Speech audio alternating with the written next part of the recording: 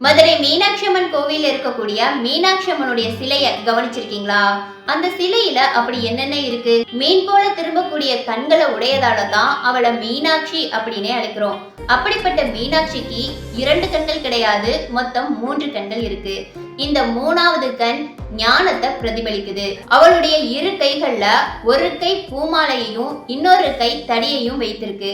இது அவள் அன்பானவள் மட்டும் அல்லாம வீரமானவள் அப்படிங்கறத காட்டுது. மீனாட்சி அம்மாவை நாம பார்த்தோம்னா அவ நம்மள பாக்குற மாதிரியே தோற்றமளிக்கும். மீனாட்சி அம்மனுடைய சிலை கருப்பு நிற கிரானைட்டால செய்யப்பட்டது.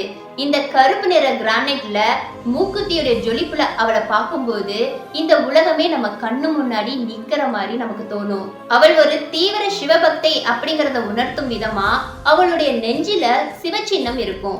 எல்லா கோவில்ல இருக்கக்கூடிய அம்மன்கள் இடது கால முன்ன வைத்து நிப்பாங்க. ஆனா மீனாட்சி அம்மன் கோவில்ல இருக்கக்கூடிய மீனாட்சி அம்மன் மட்டும் வலது கால முன்ன வைத்து நிப்பாங்க. இது அவள் ஒரு சமரச சக்தி அப்படிங்கறத காட்டுது. அதே மாதிரி மீனாட்சி அம்மன் சிலையில இரவு நேரத்துல தானாகவே நறுமணம் வீசக்கூடிய சக்தி இருக்கான். இத அங்க இருக்கக்கூடிய குருக்களும் சில பக்தர்களும் உணர்ந்து சொல்லியிருக்காங்க.